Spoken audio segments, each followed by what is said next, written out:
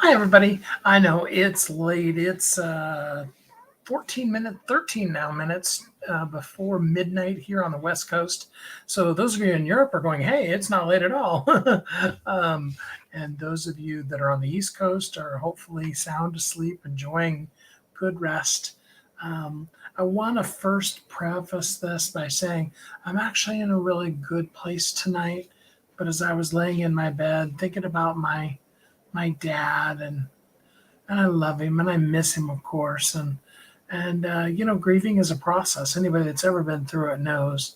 And he and I have had so many wonderful conversations, so many things we've talked about. So I didn't worry about, getting on the right shirt or fixing my hair. I just literally put the headphones up on my head so that, my hair doesn't look too crazy. And I just wanted to kind of share with you for however long I talk, a conversation that I had with my dad.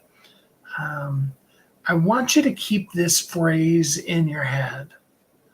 What they meant for what, yeah, we'll say it that way. What they meant for evil, God meant for good. Okay? And for those of you that aren't familiar with it, let me just go really quick through a brief Bible story, um, just so you understand where that comes from. It's not a matter of proselytizing you. It's just a matter of helping you understand. So for those of you who have ever heard the Bible story about Joseph, and long story short, maybe you've heard about the coat of a million colors, any of those kind of things. Long story short, Joseph's brothers sold him into slavery. And Joseph went through lots of ordeals and ended up in jail in Egypt for a lot of years. And a lot of things happened. He really helped some guys out, rose to be basically the inmate warden. If he was kind of the supervisor of the prison, but he couldn't leave the prison, kind of a thing. Um, but he was forgotten. Nobody even remembered that he was in there. And even the people that he helped get back their position of powers with the king, well, one of the guys did. The other guy got killed, but that's a whole other story that we're not talking about today. Um, you know, they forgot him, and he was just there in prison and living the life of expectation that was going to be his life and shining in that place. And then Joseph gets released from prison because he helps the king himself out, and helps the country of Egypt, prepare during a time of good harvest for what became then a time of famine. And because Egypt was literally the only country in the region, and to some extent, because you're talking probably 4,000 ish, maybe 2,000, somewhere between 2 and 4,000 ish BC. That was kind of the world, as far as everybody in there, that was the civilized world. And, people were, of course, living other places, but that's kind of what, you know, most of the world considered to be kind of the center of the world, kind of like a lot of times here in the United States, we feel that way about it. And during the Roman Empire, they felt that way about Rome. Okay, so that was what Egypt was at that time. And so when the famine hit, Joseph's family, who lived in Israel, came to Egypt to try to buy food because it was the only place where there was any grain, or any food that was stored up. And of course, Joseph has this wonderful confrontation moment with his brothers. Any of us that are little brothers, we kind of always love the story of Joseph, because we kind of always had that someday you'll, right? And, we grow up and we get older and we're like, I don't need my brothers to, have to kneel before me like I dreamt of when I was little, and they were picking on me and stuff. But he had a wonderful moment where he could have done anything, and he could have definitely inflicted evil on his brothers. But instead, what Joseph says to them is, what you intended for evil, God intended for good. And because of that, the line of Abraham, Isaac, and Jacob, was saved and now is, the Jewish people. And it's a very intricate part of their cultural heritage and story. But I was having a conversation with my dad, and that's really the whole point of it. Just wanted to make sure that as I talk about this story, that you knew it. So I apologize for the segue. So here's the thing. I was talking to my dad, and I said, I don't believe, and all of you know me know I believe very strongly in God. I have a very close personal relationship with God. I said, I don't believe in a God who the only way he can have saved Isaac's family, Joseph's dad and his brothers and stuff, was for Joseph to be sold into slavery and for him to spend all those years in prison. I just don't think that's the way God's mind works. I think that God always makes a way when there appears to be no way.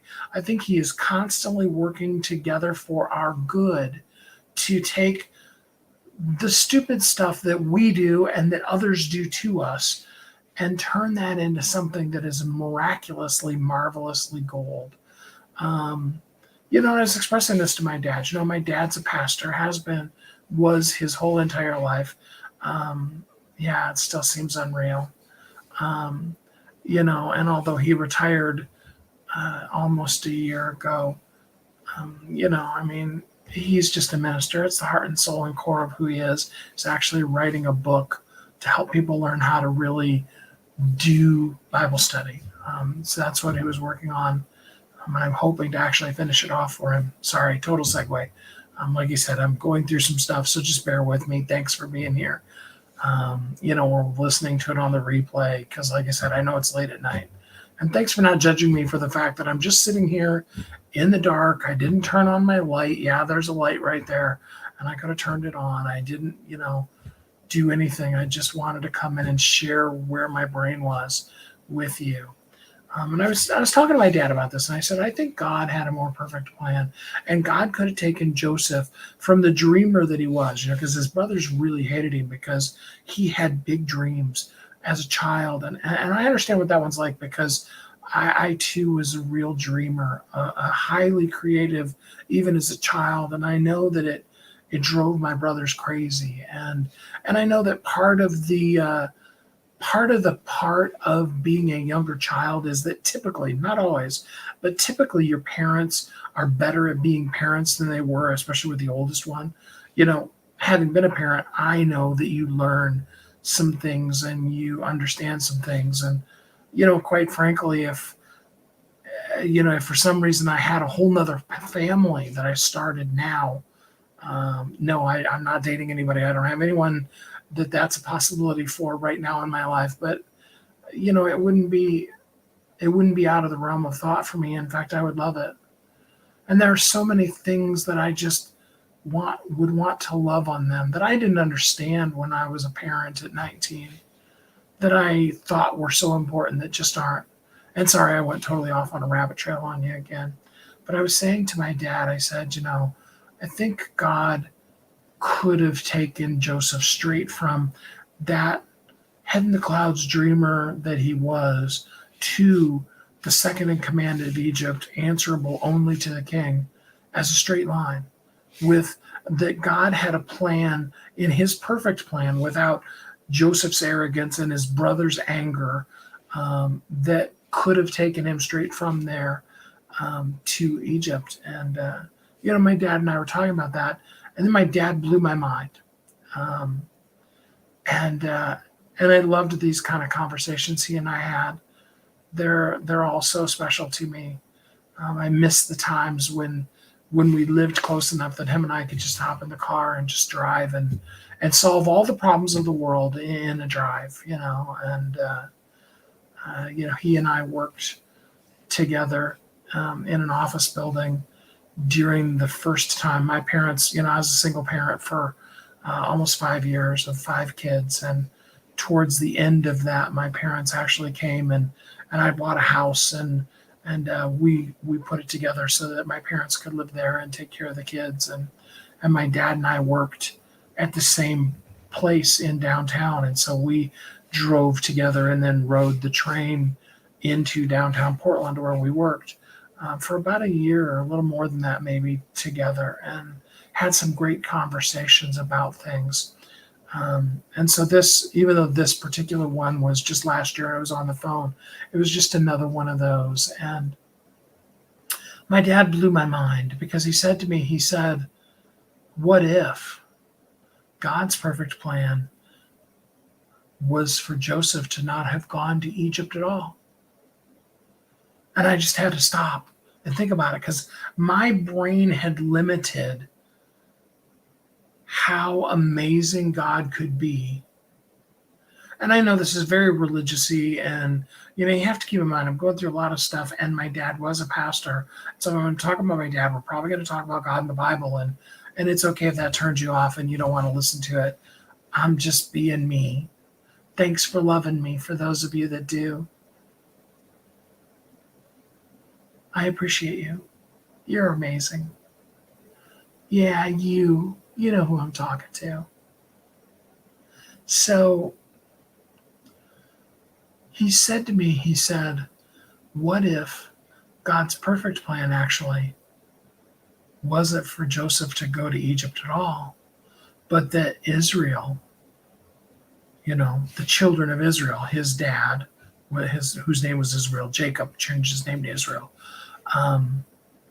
What if God's plan was for their family to have seen even sooner, because Joseph spent, 7 or 14 or 20, whatever, a lot of years in prison. He spent a lot of years, he spent probably at least from the time he was 16 until the time he was 30, and it might have been even older than that.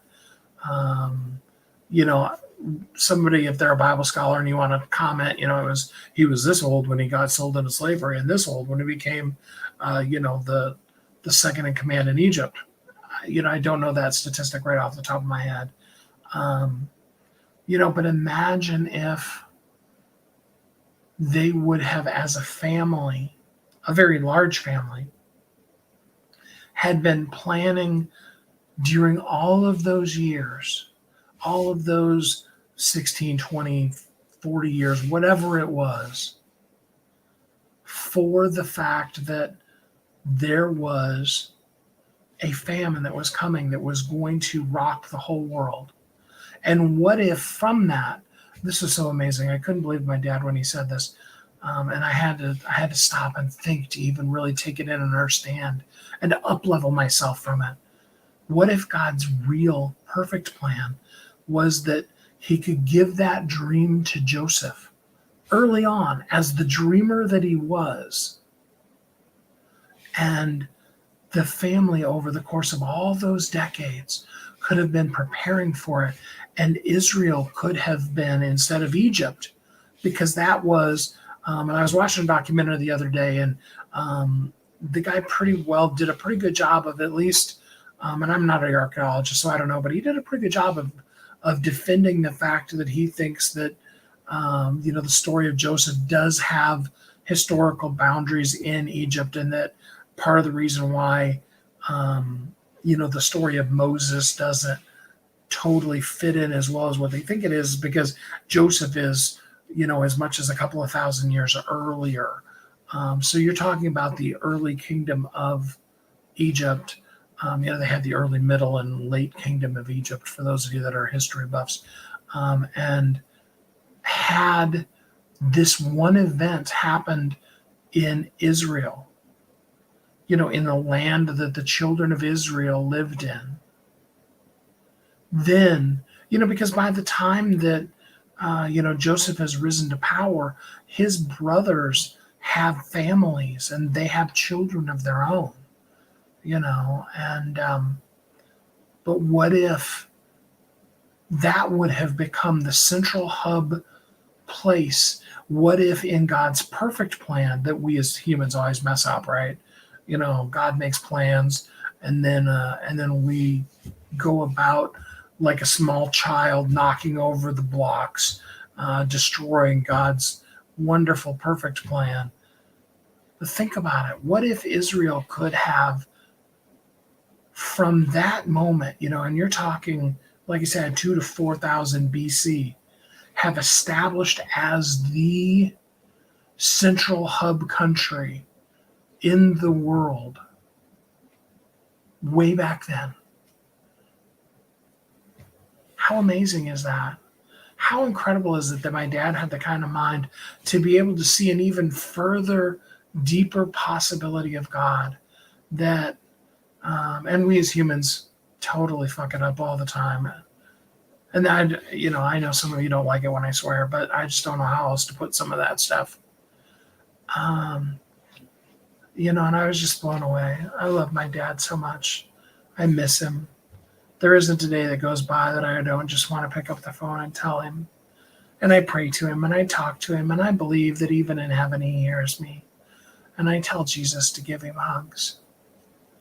And it's both the most wonderful and most horrible time in my life right now. And I just wanted to share with you that what the enemy meant for evil, God used, because meant is the wrong word. What the enemy meant for evil, God will use for good. I know some of you are going through some stuff. Oh my God.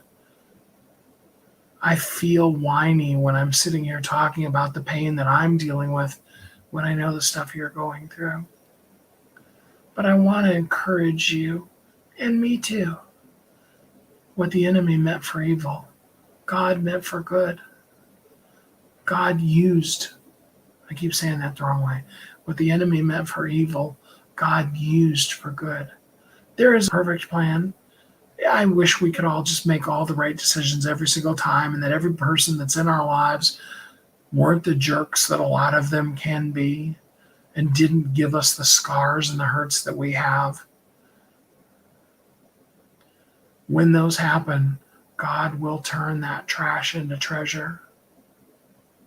And God will always be trying to lead and direct your life to a place where that doesn't happen. But because we live in a world where people have free will, they use that free will, and let's be honest, each of us uses our free will often, all too often, for the stupidest of shit. And other people pay the price of our ignorance or our willful evil. But even in those cases, what was meant for evil, God uses for good. And I just want you to take heart with that today, to celebrate the life of my daddy, who died February 13th of this year and is now in heaven celebrating. And he's whispering in my ear even tonight. Always know, with all of the things you're going through, what the enemy intended for evil, God will use for good. I hope that helps somebody tonight. I hope that fills you with love and light and joy. I hope you're happy, safe, warm, and loved. And then if you aren't, you know that I'm always here, that I would do anything I can for you. Thank you so much for being in my life and for listening, for joining in while I just rant at 12:05 a.m. a story to you of the time I spent with my daddy, how wonderful the time was, and the amazing deep insight that came from it. I hope you got something from it, and that it makes your life a little better. And that no matter how dark the circumstance may feel, that you too can look in the mirror and you can say, this may have been meant for evil, but God will use it for good. Thanks for joining me. Feel free to follow me. If you check out my personal page, there's books that are coming out. There's one that came out, well, technically what's now yesterday, and another one that'll come out and it's still available tomorrow. There's another one coming next week. I love my authors. I love each and every one of you. And I'm looking forward to the differences that you make in the world. Thanks for letting me be a part of it. Thanks for joining in and being part of my life tonight. I love you. I'm glad that I'm here with you. Thank you for your time. I hope that you're at peace, that you have a really amazing day.